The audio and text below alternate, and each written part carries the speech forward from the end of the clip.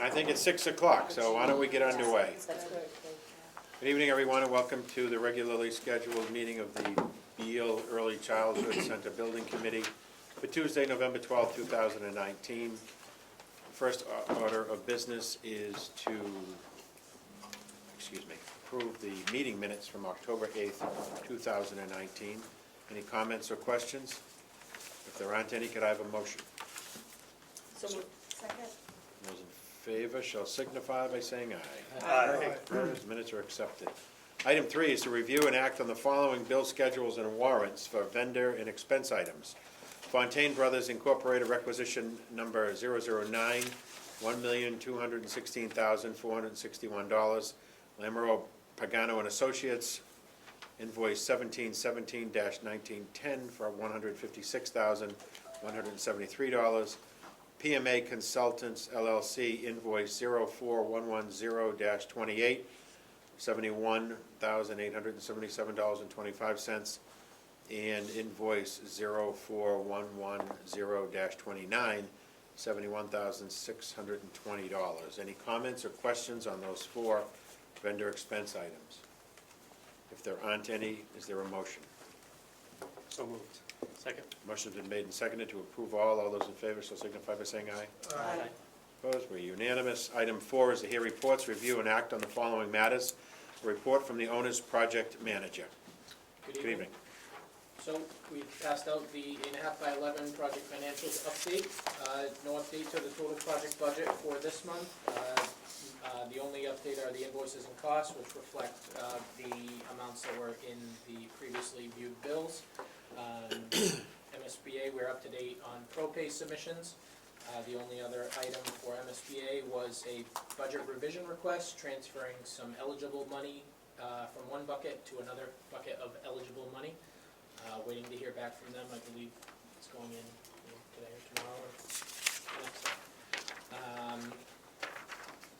And then the only other item, I believe Frank and Kevin may have spoken about this already, I think we can jump right into it, would be tomorrow we have the electronic opening for the trade contractor bids, and we would like to ask the committee to authorize Kevin, same as the previous two amendments, to move forward within the budget with potentially all, but maybe some of the trade contractors in order to get, and the important trades here would be the waterproofer and the plumber and the mechanical, so electrical and HVAC, to get their coordination going with structural steel.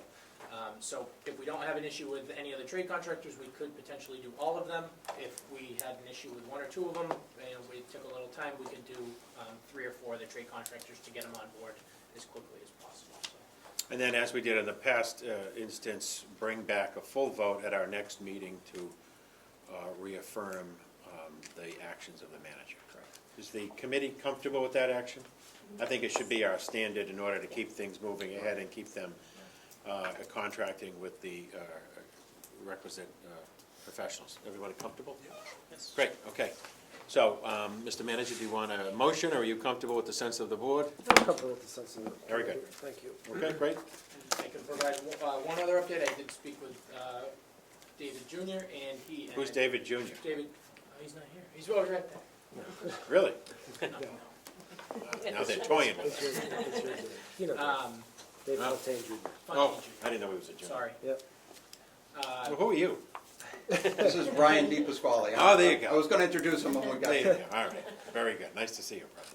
So I believe Fontaine Brothers' hope is that at the December meeting, they would be able to do what we did tonight and provide a number that they feel comfortable with for that GMP.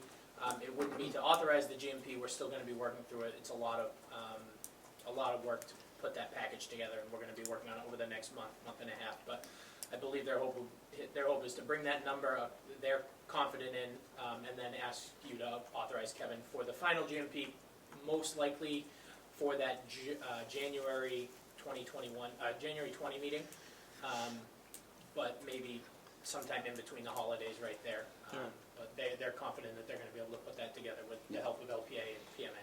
Great. Thank you. Report from the architect.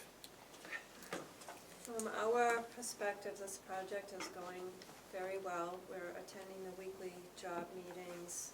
It's progressing as Walter reported, according to schedule.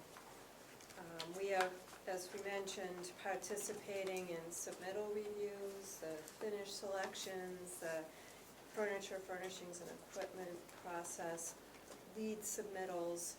Our job doesn't stop, but we've been partnering with everybody, and from our perspective, everything is going very well. Anything keeping you up at night? Not related to the Beal Elementary School project. Good. I don't mean to be selfish, but good, thank you. All right, anything else, or you square? I am all set. Great. Is there Report anything- from the construction manager, schedule update and construction progress. Everything is going great, as they said. For you folks that haven't been out there, the foundations in Building B are complete. The foundations in Building C are just about complete. The main retaining wall that separates the upper, Back half. the back half of the building is, the academic wings are set. So that's going great. I asked the concrete guy to provide me just some rough numbers. The foundation, there's 2,770 cubic yards of foundation. To date, we've poured 1,243. So about 45% of the foundation have been poured to date. We've moved about 13 tons of soil to Wheelabrator. 13,000 tons. 13,000. Yep. On a typical day, we have 40 to 50 guys out on site. The next big thing we have coming up next week, we hope to put the binder down on Lake Street. And that's going according to plan. Structural steel, middle of January, and that's on schedule. Those are kind of the big things to hit on. Good. I don't know, and I know you had a concern about the concrete testing, so just so I can let everybody know how that takes place is third-party testing, Yankee testing, comes in every pour, they test concrete, they do compression tests. Compression tests get posted to us, sent to us, and we put them on our website. It's a Yep. Procore website. And all the concrete tests to date have, typically there's 28 days before it gets from pour to maximum strength. Most of this concrete is coming in at the design at 7 days. So by 28 days, it's coming in way above, it's like 5,000 PSI. So things are, on that end, they're going good. Who's supplying the concrete? Sterling Concrete. Out of which plant? I'm not sure I which think they're one. doing both. Yeah. They have trucks coming out of both. Oh, okay. Yeah. So we met prior to pouring any concrete. We met with the concrete company, the concrete supplier, Yep. the testing agency, and we had a pre-construction conference and to make sure that it all flows the way it's supposed to. So far, so good. And how many ton again of material went to the landfill? 13,000 tons. Ton. Okay, and how Which- much do you anticipate as you look ahead? There was roughly 22,000 cubic yards. There's conversion Yeah. of tons to Yeah. yards. Originally, they said about 22,000 cubic yards. Yeah. I know we have capacity up to 30,000.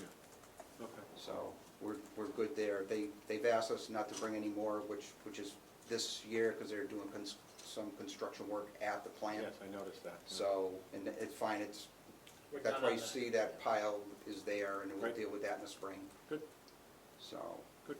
And how about Lake Street? Talk to us about that. You had hoped to have it back open to the yes, next people week. by December. Next week, they're supposed to pave, Okay, great. and by Tomorrow, we're supposed to have a date from T&M on when their tentative Yeah. reopening date will Great. be.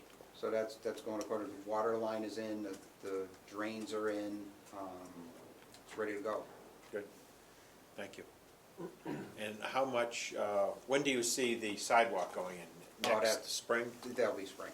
Oh, no, I figured that, but this coming? Yes, yep. And how about the basic site work? When will that be shaped? So they have to do the utility work. Yeah. And then that'll be going on this summer. Okay. And according to this nice picture you guys did for us, it looks like the road drops 13-ish feet-ish? Yes, From a prior elevation of 593 to a basic finish road elevation of 580-ish? correct. Thank you very much. I think people are going to be surprised when they see It's deceiving. how much 13 feet is when you drive it. Yes, what it's hard to realize is that it's 46 feet in drop from where the housing authority is, down Yeah. to like where our trailers are. Yeah. So it's 46 feet, you Yeah. don't see that. So basically where it went up and went down, Yeah. took that purse out and sloped it down. Great. Questions, comments? Yes? Frank, did the water line get switched over today? No, the Halleck was supposed to do it, they're doing it tomorrow. Back to the roadway? Yes, there's an interface between Fontaine's work Yep. and Halleck, and we're at the point where they just have to do their thing, and then we can turn it on. Great. Anything else from you guys?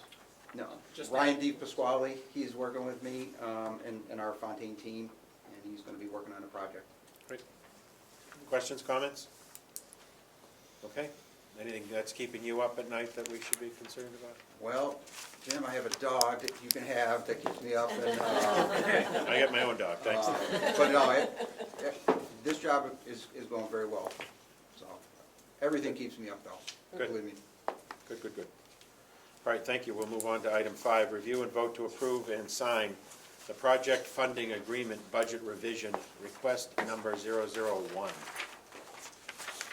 So I spoke to that a little bit earlier, but the 2 buckets of money that they're moving from are to match up the pre-construction budget, which was originally $250,000, authorized at $286. So we're taking $25,000 out of A&E traffic studies, which we're not going to be spending, and then another $11,580 out of architect and engineer site survey. So moving those out of eligible project funds for reimbursement into pre-construction, which should be considered eligible. So that's really everything to do with that. And then one other item, sorry, the owner's insurance, adjusting that from other administrative costs to owner's insurance, which would leave $39,100 in other administrative costs. Nothing's tagged against that line right now. We don't anticipate anything. Should anything come up, we would still have almost $40,000 in that line item.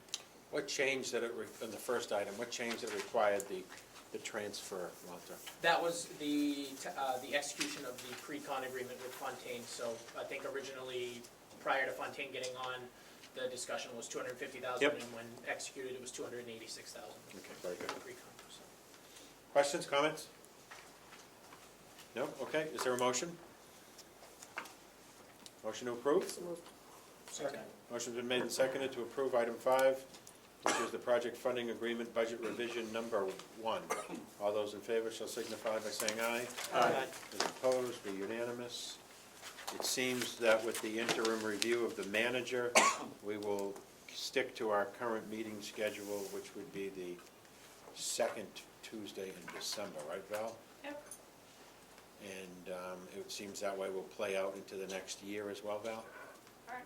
So when you have a chance, would you kick out those dates for the next December in 2020, please? Sure. Okay, if we need to have a meeting in between, I suspect there's a quorum of us around, but I'm sure we won't need one. And in that case, we'll plan on getting back together in December. If there is nothing else to come before the building committee, I'd accept a motion to adjourn. Motion to adjourn.